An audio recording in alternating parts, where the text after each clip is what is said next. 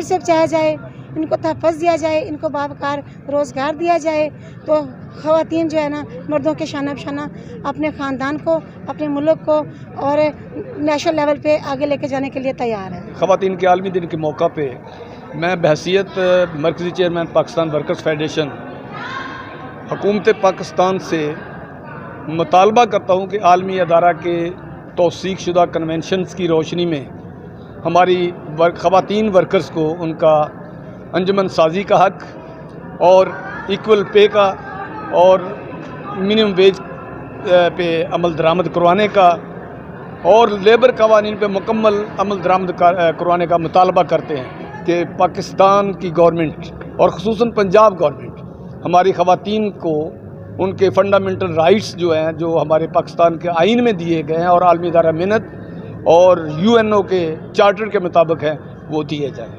अगर औरतें पढ़ी लिखी होंगी, बाएतमाद होंगी और बाइज़्ज़त रोज़गार उनके पास होगा तो वो अपनी आने वाली जनरेशन को भी इफ़ेक्टिव बना सकती हैं। मैं 5 साल से पोलियो कर रही हूँ। मुझे सिर्फ पोलियो के लिए चंद दिनों के लिए किया जाता है हायर और बाद में फिर कुछ भी नहीं, काम इतना करवाया जाता है और इसकी पेमेंट भी नहीं दी जाती।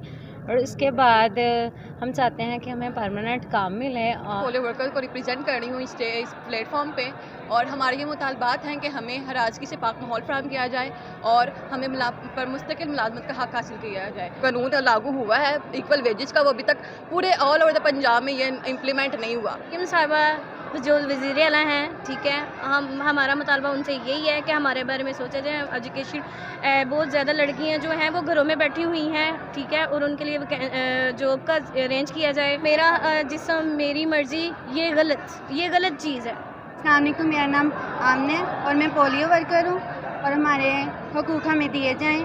हमें करते हुए काफ़ी अर्सा हो गया, लेकिन हम कह रहे हैं हमें परमानेंट जॉब मिले और ये जो हरासमेंट के केस होते हैं ये भी ना हो।